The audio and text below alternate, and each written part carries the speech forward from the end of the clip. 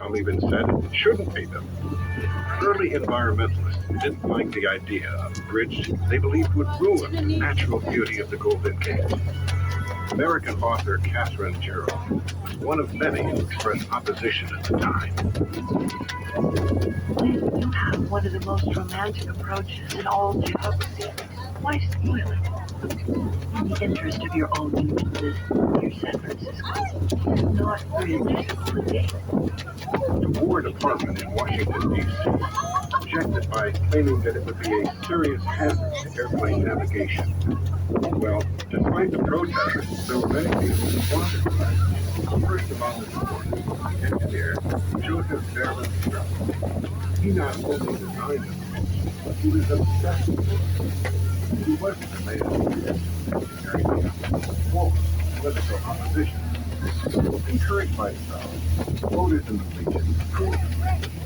Construction began in 1933. The science was finally developed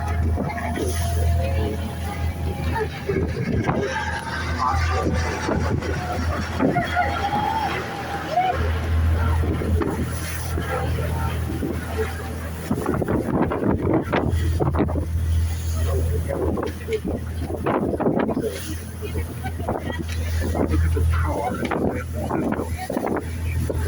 Then, concrete foundation of the tower of Manchester. This was the first bridge built in a concrete pier in water more than 100 feet deep. Enormous temporary walls were built, enclosing an area in the bay the size of a football field. Water was pumped out, and the concrete was poured. Next came the two towers. When they were completed, thousands of steel frames were bundled together to form the enormous main cable.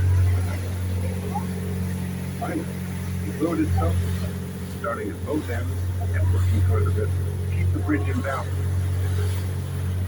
It's easy to describe, but it's far from easy to accomplish. Imagine working day after day, in the cold, in the fog, in the rain, on major construction projects. Experience has shown that one workman usually dies for every $1 million spent. The budget for the bridge was $35 million, but Joseph Strauss was determined that 35 lives would not be lost on this bridge. A safety net was fabricated and suspended below the workmen, and although 11 men did die during construction, 19 men fell into the safety net and were saved. Those 19 lucky men formed a very special club. It's called the Halfway to Hell Club. Of the 11 men who lost their lives during construction, 10 of them died in one accident when a 10-ton scaffold fell and tore through the net. The Golden Gate Bridge was completed in less than 5 years, May 1937. Joseph Strauss let the world know exactly how he felt.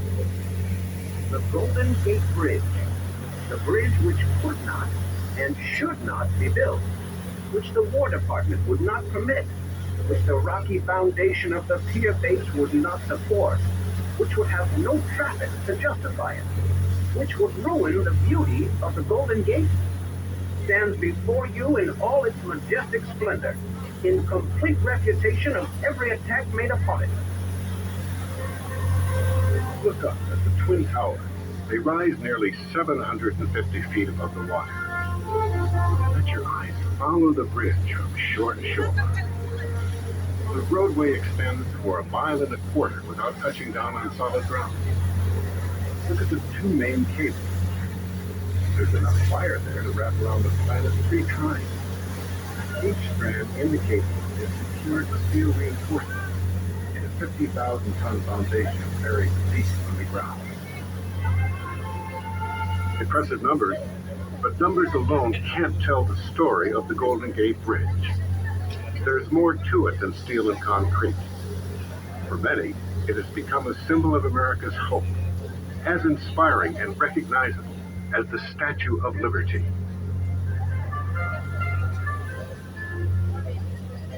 When you're standing on that deck, you can feel it vibrate.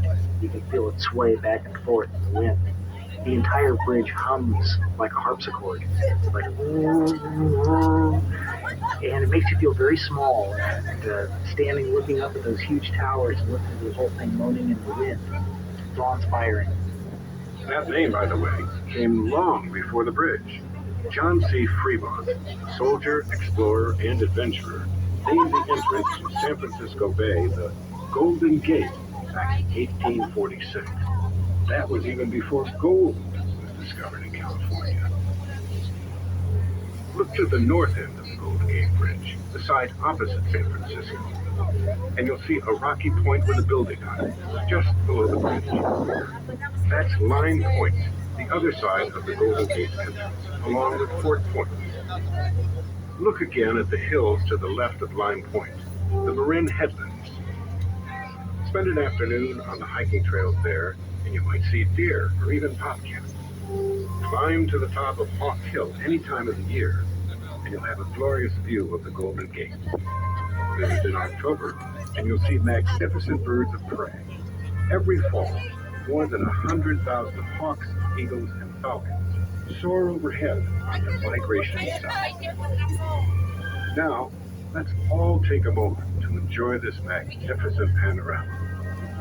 If the sun is out, you'll see sails dotting the bay. In addition to its other qualities, the bay is a challenging playground for sailors and windsurfers alike.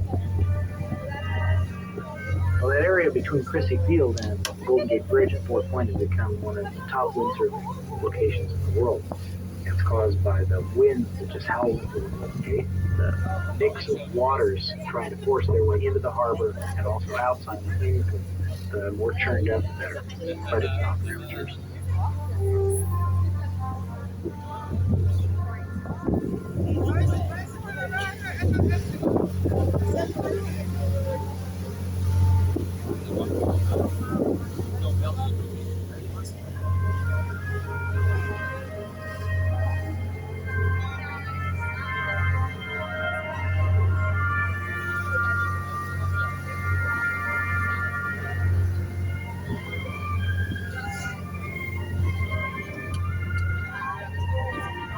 Okay, folks, we got about 10, 15 minutes for a reach our next waypoint, Alcatraz Island, directly ahead.